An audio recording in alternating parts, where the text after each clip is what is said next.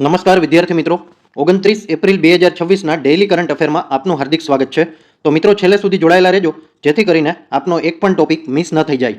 Question number 1, ભારતે કયા વર્ષ સુધીમાં 60% બિન અશ્મિભૂત ઈંધણ આધારિત ક્ષમતાનું લક્ષ્ય રાખ્યું છે? તો સાચો જવાબ આવશે મિત્રો ઓપ્શન સી 2035. તો આપણે એની વિગતે ચર્ચા કરીશું. 2035 સુધીમાં કુલ સ્થાપિત વીજ ક્ષમતાના 60% બિન અશ્મિભૂત સ્ત્રોતોમાંથી મેળવવાનો સંકલ્પ કરવામાં આવ્યો છે. અને જૂનું જે લક્ષ્ય હતું 50% હાંસલ કરવાનું, એ 2025માં પૂર્ણ થઈ ગયું. 5 વર્ષ પહેલું જ પૂરું કરી દેવામાં આવ્યું. 2030 સુધીનો ટાર્ગેટ રાખવામાં આવ્યો હતો, જે 2025માં કમ્પ્લીટ કરી દેવામાં આવ્યું છે. હવે 2035 સુધીમાં જીડીપી દીઠ ઉત્સર્જન તીવ્રતામાં 47% ઘટાડો, એટલે કે 2005ની સરખામણીએ -47% લઈ જવાનો લક્ષ્યાંક રાખવામાં આવ્યો છે.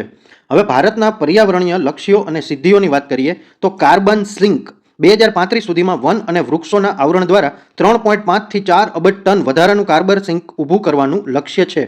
હવે નેટ ઝીરો 2070 સુધીમાં નેટ ઝીરો ઉત્સર્જન હાંસલ કરવાનું પણ લક્ષ્ય છે. આ પીએસઆઈની એક્ઝામમાં પ્રશ્ન પૂછાઈ ગયો. વર્તમાન સ્થિતિની વાત કરીએ તો ફેબ્રુઆરી 2026 સુધીમાં ભારતની બિન અશ્મિભૂત ક્ષમતા 52.57% પર પહોંચી ગઈ છે. તો જે પણ યાદ રાખી લેજો. ભારત સંરક્ષણ ખર્ચમાં વિશ્વમાં કયા સ્થાને પહોંચ્યું છે? તો સાચો જવાબ આવશે મિત્રો ઓપ્શન સી 5મા સ્થાને. તો આપણે એની વિગતે ચર્ચા કરીશું. હવે નવું રેન્કિંગ આવી ગયું છે અને ભારતનો ક્રમ 5મો છે. વિશ્વનો 5મો સૌથી મોટો સંરક્ષણ ખર્ચ કરતો દેશ બની ગયો છે. કુલ ખર્ચની વાત કરી તો અંદાજે 92.1 અબજ ડોલર એટલું આપણે ખર્ચ કરી છે ડિફેન્સ પાછળ. 7.85 લાખ કરોડથી પણ વધારાનો ખર્ચ કરવામાં આવે છે.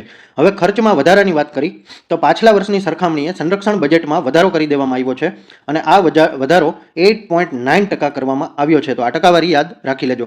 હવે વિશ્વની વાત કરી તો પહેલા ક્રમે અમેરિકા, બીજું ચાઇના, ત્રીજું રશિયા, ચોથું જર્મની અને જે પછી ભારત 5મા ક્રમે આવે છે, જે ડિફેન્સમાં વધારેમાં વધારે ખર્ચ કરતો હોય. ભારત વિશ્વમાં હથિયારોનો બીજો સૌથી મોટો આયાતકાર દેશ હોવા છતાં હવે નિકાસમાં પણ ઝડપથી આગળ વધી રહ્યો છે અને વર્ષ 24-25માં ભારતે વિક્રમી 21,083 કરોડની સંરક્ષણ નિકાસ પણ કરી દીધી છે. હવે question number 3, business reformer of the year award કોને મળ્યો? તો સાચો જવાબ આવશે મિત્રો option C N Chandrababu Naidu. તો આપણે એના વિશે વિગતે ચર્ચા કરીશું. હવે આંધ્રપ્રદેશમાં રોકાણ આકર્ષવા માટેના પ્રયાસો કર્યા છે. ટેકનોલોજી આધારિત શાસન એટલે કે ઈ ગવર્નન્સ લાદવાની કોશિશ કરી છે. બિઝનેસ ક્ષેત્રે પણ ક્રાંતિકારી સુધારાઓ કરવામાં આવ્યા છે અને ઇઝ ઓફ ડુઈંગ બિઝનેસ ઇન્ડેક્સમાં ટોચ પર રહેવાના કારણે આ એવોર્ડ ચંદ્રબાબુ નાયડુને એનાયત કરવામાં આવ્યો છે. હવે ઇકોનોમિક ટાઈમ્સ ગ્રુપ એવોર્ડની વાત કરીએ તો આ award The Economic Times group દ્વારા એનાયત કરવામાં આવે છે. બિઝનેસ લીડર ઓફ ધ યરનો એવોર્ડ શશિકાંત દાસ જેવો પૂર્વ ગવર્નર હતા આરબીઆઈના, એમને આપવામાં આવ્યો છે અને લાઈફ ટાઈમ અચીવમેન્ટ એજીમ પ્રેમજી કરીને જે છે વિપ્રોના, એમને આપવામાં આવ્યો છે. હવે રોમન સ્પેસ ટેલિસ્કોપ કોણ લોન્ચ કરશે? તો સાચો જવાબ આવશે મિત્રો ઓપ્શન સી નાસા. તો આપણે એની વિગતે ચર્ચા કરીશું. હવે આ જે ટેલિસ્કોપ છે Nancy grace Roman space telescope American space agency NASA દ્વારા લોન્ચ કરવામાં આવશે અને નેન્સી ગ્રેસ રોમન આ જે નામ છે એ મધર ઓફ હબલ તરીકે ઓળખાય છે. ડાર્ક એનર્જી, ડાર્ક મેટર અને એક્ઝોપ્લેનેટ્સ એટલે કે સૂર્યમંડળના બહારના ગ્રહોના અભ્યાસ કરવા માટેના હેતુથી આ ટેલિસ્કોપ બનાવવામાં આવ્યું છે અને હબલ જેવી જ ગુણવત્તા પણ વ્યુઇંગ ફિલ્ડ હબલ કરતાં 100 ગણું વધારે ધરાવે છે. 100% વધારે, 100 ગણું વધારે ધરાવે છે. અને વિશેષતા એ છે, હવે નામકરણની વાત કરીએ તો નામ નાસાના પ્રથમ મુખ્ય ખગોળશાસ્ત્રી નેન્સી ગ્રેસ રોમનના સન્માનમાં રાખવામાં આવ્યું છે. તો આટલી ડિટેલ યાદ રાખી લેજો. આ સિવાયના બીજા મિશન છે અને એનો હેતુ જણાવી દઈ. ઈસરોનું મિશન છે ગગનયાન અને શુક્રયાન 1. હવે ગગનયાન ભારતનું પ્રથમ માનવ મિશન રહેશે, જ્યારે શુક્રયાન 1 શુક્રના અભ્યાસ માટે લોન્ચ કરવામાં આવશે. હવે ESA જ્યુસ મિશન ગુરુના ચંદ્રના અભ્યાસ માટે આ મિશન લોન્ચ કરવામાં આવશે. હવે જાક્સા તો કે સ્લિમ મિશન, બરાબર, ચંદ્ર પર સચોટ લેન્ડિંગ માટે આ મિશન લોન્ચ કરી દેવામાં આવશે. ISSF જુનિયર વર્લ્ડ કપ 2026માં કયા દેશે પ્રથમ સ્થાન મેળવ્યું? તો સાચો જવાબ આવશે મિત્રો ઓપ્શન સી ભારતે. તો આપણે એની વિગતે ચર્ચા કરી. હવે ભારત મેડલ ટેલીમાં પ્રથમ ક્રમે રહ્યું છે. ટોટલ મેડલ 16 જીતી લીધા છે. ગોલ્ડ મેડલની વાત કરીએ તો 5 સુવર્ણ ચંદ્રક, સિલ્વર મેડલની વાત કરીએ તો 6 રજત ચંદ્રક, બ્રોન્ઝ મેડલની વાત કરીએ તો 5 કાંસ્ય ચંદ્રક જીત્યા છે. હવે યજમાન દેશની વાત કરીએ તો કેરો ઇજિપ્ત ખાતે આ ટુર્નામેન્ટ યોજાઈ હતી અને તારીખની વાત કરીએ તો 19 થી 27 એપ્રિલ 2026 દરમિયાન યોજાઈ હતી. હવે આ સિવાય સિદ્ધિની વાત કરીએ તો 10 મીટર એર પિસ્ટોલ ઇવેન્ટમાં ગોલ્ડ મેડલ મેળવી લીધો છે શિવ નરવાલે. વંશિકા ચૌધરીની વાત કરીએ તો મહિલાઓની 10 મીટર એર પિસ્તોલમાં ગોલ્ડ જીતી લીધો છે વંશિકા ચૌધરી. હવે ભારતે આ સ્પર્ધામાં સૌથી મોટી એટલે કે 71 સભ્યોની ટુકડી ઉતારી હતી, જે પણ એક રેકોર્ડ જ બની ગયો છે. દિવ્યાંશુ દેવાંગન અને સાંભવી ક્ષીરસાગરની જોડીએ 10 metre air rifle mixed team ઇવેન્ટમાં 499.9 પોઈન્ટ સાથે નવો જુનિયર વર્લ્ડ રેકોર્ડ બનાવીને ગોલ્ડ મેડલ જીતી લીધો છે. એટલે ગોલ્ડ તો જીતો પણ સાથે સાથે વર્લ્ડ રેકોર્ડ બનાવી દીધો છે, તો એમના નામ પણ યાદ રાખી લેજો. હવે એન્કર્સ ઓફ સાયન્સ એવોર્ડ કોને મળ્યો? આ જે એવોર્ડ છે તો સાચો જવાબ આવશે મિત્રો ઓપ્શન બી, અતનુનાથ. તો આપણે એની વિગતે ચર્ચા કરીશું. હવે અતનુનાથ કોણ છે? તો કે તેઓ એક અગ્રણી ભારતીય વૈજ્ઞાનિક છે, જેમને વિજ્ઞાનના લોકશાહીકરણ અને જટિલ વૈજ્ઞાનિક સિદ્ધાંતોને સરળ બનાવવાની તેમની ક્ષમતા માટે ઓળખવામાં આવે છે. એવોર્ડના મહત્વની વાત કરીએ તો આ પુરસ્કાર એવા વ્યક્તિઓને આપવામાં આવે છે જેમણે વિજ્ઞાનના પાયા એટલે કે એન્કરને મજબૂત કરવામાં, યુવા પેઢીને પ્રોત્સાહિત કરવામાં મહત્વનું યોગદાન આપ્યું હોય. હવે સંસ્થાની વાત કરીએ તો આ સન્માન પ્રતિષ્ઠિત વૈજ્ઞાનિક સંસ્થાઓ અને શિક્ષણવિદોના સમૂહ દ્વારા એનાયત કરવામાં આવે છે. તો આટલું યાદ રાખી લેજો. મેઇન તો એવોર્ડનું નામ અને વિજેતાનું નામ યાદ રાખજો. હવે મિત્રો ધ એશિયા યુનિવર્સિટી રેન્કિંગ 2026માં કોણ ટોચ પર રહ્યું? તો સાચો જવાબ આવશે મિત્રો ઓપ્શન સી, સિંધુઆ યુનિવર્સિટી ચીનની. તો આપણે એની વિગતે ચર્ચા કરીશું. એશિયાની ટોચ યુનિવર્સિટીઓ ટાઈમ્સ હાયર એજ્યુકેશન રેન્કિંગમાં એશિયામાં પ્રથમ સિંઘુઆ યુનિવર્સિટી ચાઇના સતત 7મા વર્ષે પ્રથમ ક્રમે રહ્યું છે. બીજા સ્થાનની વાત કરીએ તો પેકિંગ યુનિવર્સિટી, એ પણ ચાઇનાની છે. અને ત્રીજા સ્થાનની વાત કરીએ તો નેશનલ યુનિવર્સિટી ઓફ સિંગાપુર NUSનું સ્થાન આવશે. હવે એશિયા યુનિવર્સિટી રેન્કિંગ માટે times higher education the ranking ભારતનું પ્રદર્શનની વાત કરીએ તો એશિયામાં ભારતીય સંસ્થાઓમાં પ્રથમ ક્રમે IISc બેંગ્લોરનો સમાવેશ થાય છે. એશિયાના ટોપ 100માં ભારતની કુલ 7 સંસ્થાઓનો સમાવેશ થયો હતો. એશિયામાં IISc બેંગ્લોરનો એકંદરે 32મો ક્રમ આવ્યો હતો, એટલે 32nd પોઝિશન કહેવાય. તો એ યાદ રાખી લેજો. દિલ્હી મેટ્રો ઇન્ટરનેશનલના પ્રથમ CEO કોણ બન્યા? તો સાચો જવાબ આવશે મિત્રો ઓપ્શન સી, સંજય જમુઆર. તો આપણે એની વિગતે ચર્ચા કરીશું.